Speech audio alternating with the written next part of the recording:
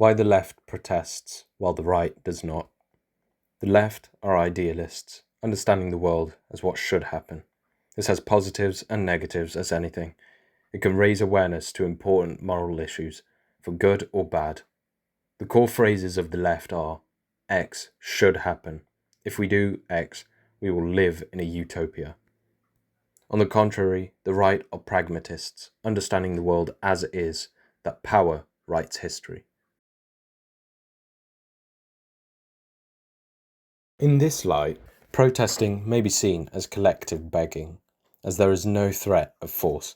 It is begging the government to change their policies, wearing or displaying flags or shouting loud. And most social media activism, once awareness is well known, often acts as virtue signalling. Perhaps what we should strive to do is not protest or enact rituals of protest, but instead to improve our lives and advance our communities beyond backwardness, whatever that may be. For political views, it's obvious to everybody, yet hardly ever practiced, that we shouldn't agree with everything that anyone says, other than ourselves. Everyone is shaped by different experiences of the world, so you must understand if you're truly being authentic, you will not agree with someone on everything. In fact, your most despised enemy may have some points you do agree with, but this should not be for emotional reasons, for that stands contrary to reason, but based on practical truth and reality. It's important to have a consistent moral, ethical, spiritual, and practical framework to conducting affairs and agreeing or disagreeing. Recognizing that nobody has a monopoly on the truth is very beneficial. Likewise, a priest, rabbi, or Islamic scholar's opinion on minor details is less important than whether he believes in mythology over observed reality, or whether he excommunicates believers for believing in truth, such as human evolutionary origins, which are factually evidenced by genetics. I'll now discuss what led to Rome's dominance over Carthage, which leads me to the 7 stages of a state's rise to success.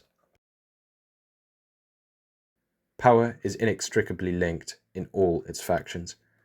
Cultural homogeneity leads to power, but not necessarily long-term. For example, the Muslim world stagnated behind the West. To understand why, we must concede that some principles are superior to others. Or why Rome dominated over 30% of the world population. Why did it? It never gave up, as its people were all united in their beliefs and principles, their religion and their culture. What was this? Republicanism and rule of law, the Roman pantheon, and perseverance through learning from mistakes. This allowed them to succeed past massive and repeated setbacks, as if nothing had happened at all when hundreds of thousands of their men were massacred in battle. Indeed, Carthage's loss to Rome can be attributed primarily to this one thing: internal divisions. In the First Punic War, what would have resulted in a minor defeat, losing Sicily, became major, as both Corsica and Sardinia became Roman due to disloyal mercenaries following the end of the war, causing a bloody civil war. And then these disloyal mercenaries asked the Romans to invade those islands.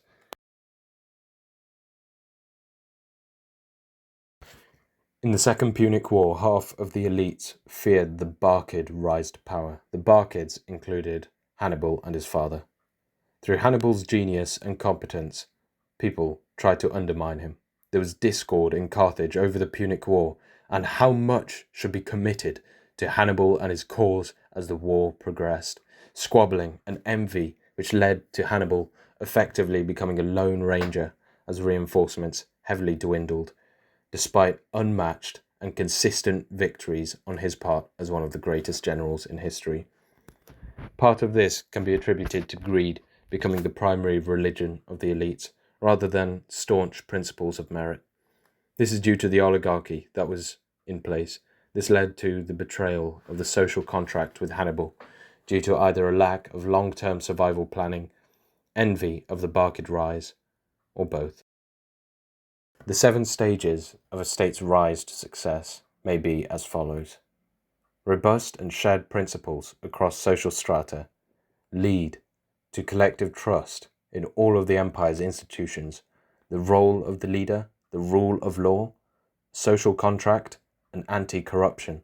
This leads to a collective sense of and striving towards cultural superiority. This leads to a reliable structure of economic output for the international market. In other words, a collective motivation to contribute. This leads to economic robustness, which boosts military spending. The military prowess that results expands the country's influence.